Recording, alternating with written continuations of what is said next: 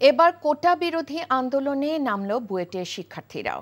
দুপুরে বুয়েট ক্যাম্পাসে মানববন্ধন করে তারা। চাকরিতে কোটা ব্যবস্থাকে বৈষম্যমূলক উল্লেখ করে তা বাতিলের দাবি জানান আন্দোলনরত শিক্ষার্থীরা। যদিও কেন্দ্রীয় কর্মসূচিতে আজ রাজপথে কোনো কর্মসূচি নেই, অফলাইন অনলাইনে গণসংযোগের করার কথা তাদের।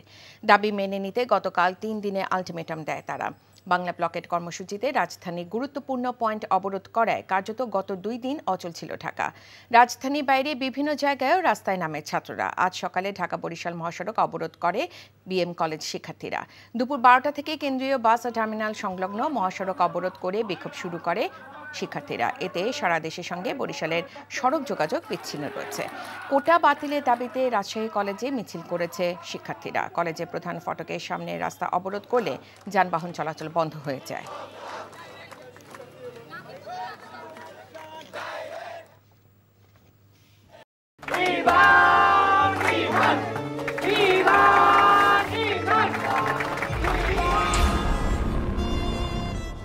তুমি নিজের জীবনটা শেষ করলে, সাথে আমারটাও শেষ করে দিয়ে গেলে। আপনি এই মেয়েটাকে চেনেন না? না।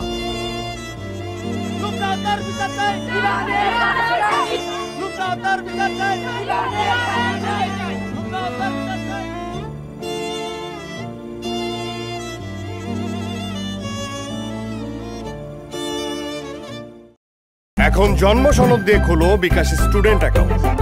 নিজের বিকাশ নিজে কর।